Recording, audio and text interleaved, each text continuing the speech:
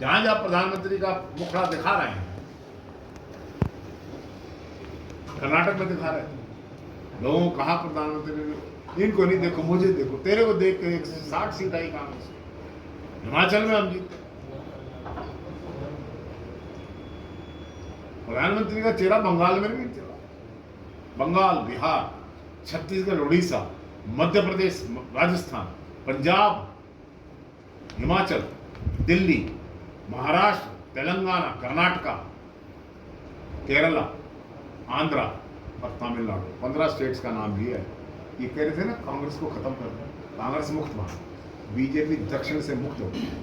पूछो प्रधानमंत्री जी से क्यों मुक्त हो गई? लोग कहा है इंडिया से डरे, इंडिया से डर के 200 रुपए कम हो गए सिलेंडर। भारत के संविधान में बाबा भीमराव अंबेडकर ने लिखा है, Bharat that is India is A union of states. ये बाबा भीमराव अंबेडकर की कलम से लिखे हुए संविधान को फाड़ना चाहते। ये ग्रंथ है जिसकी रचना बाबा भीमराव अंबेडकर ने की थी, उसको समाप्त कर दिया। अब इसको नहीं हो। अब अगर हम भारत नाम रख लें इस गठबंधन का, तो देश का नाम क्या रखेंगे? कुछ और निकालना पड़ेगा, आर्यवर्त रखना पड़ेगा। इंडिया से डर चुके हैं, विचलित हो चुके हैं, इसमें शिरकत करें। ये कार्यक्रम की शुरुआत रोहतक से हुई थी, इसके बाद कुरुक्षेत्र में हुई, पानीपत में अत्यंत सफलता की ओर बढ़ता हुआ ये कार्यक्रम है।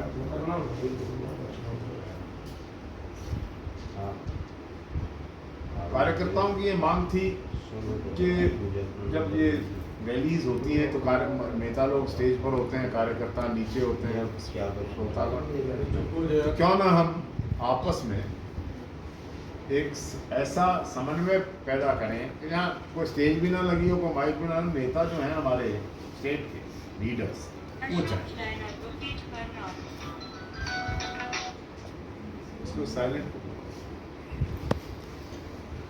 एक मुख्यमंत्री भी जन संवाद समय बर्बाद कहता हूँ उसको, एक कार्यक्रम करते हैं, इसमें 20-25 लोगों को पुलिस की लाठियों के साए में बिठा दिया जाता है, उनके आधार चेक करके।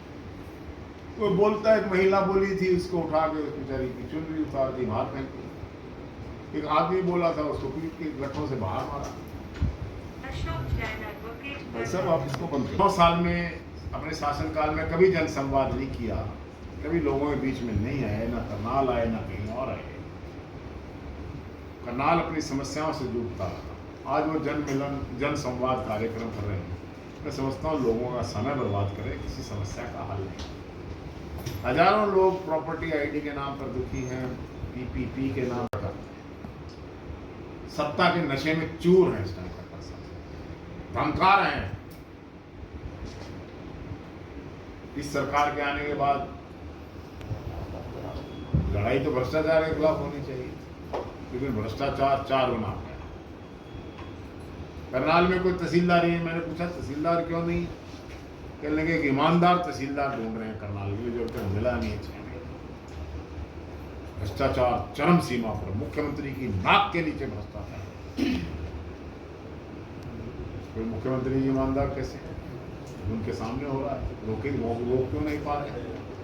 पब्लिक सर्विस कमीशन में ना, सबऑर्डिनेट कमीशन, हर जगह भ्रष्टाचार, दफ्तरों में, निगमों में, कहाँ नहीं हो रहा? जनता परेशान, कागज उठाए घूम रही। सर डिजिटलाइजेशन से होना तो चाहिए था सरलीकरण, हो गया बिल्कुल उसके उलट। इन पोर्टलों ने जान तोड़ दी किसानों की, लोगों की। बंद पड़े रहते पोर्टल, सर्वर बंद पड़े रहते, परेशान है। नौजवान इसलिए परेशान है कि उसको नौकरी नहीं मिली। 32 बार पेपर कैंसिल हुए, 28 बार लीक हुए। ये कह रहे हैं बिना खर्ची पर्ची के, यहाँ तो पेपर बिकते हैं, सब लोग लिखते हैं, आप जानते हैं। कोई नौकरियां नहीं है। हरियाणा में 2.5 लाख नौकरियां खाली पड़ी, सरकार खत्म होने जा रही है। कोई नौकरी नहीं। नौजवान जमीनें बेचकर विदेश जा रहे हैं। नहीं, संकट पार्लियामेंट में प्रश्न उठा है, हरियाणा की विधानसभा में प्रश्न उठा है। अकेले घोगड़ीपुर गांव से 800 बच्चे छोड़कर गांव चले गए, अपनी मातृभूमि में अपनी मां जमीन को बेचकर चले गए। हजार हो गए। मुख्यमंत्री जवाब दे, क्यों जा रहे हैं छोड़, क्यों ये पलायन हो रहा है? मुझे माफ करो, इससे गलती हो गई। लेकिन गलती की माफी जब होगी ना, जब एमएसपी आएगा। एमएसपी तो आएगा, सरसों सस्ते में, बाजरा सस्ते में, जीरी का भाव नहीं, पोर्टल डाउन, ये डाउन, किसान परेशान। आड़ती और किसान का रिश्ता तोड़ दिया, व्यापारी परेशान। जीएसटी, कोरोना और नोटबंदी ने व्यापारी की कमर तोड़ दी।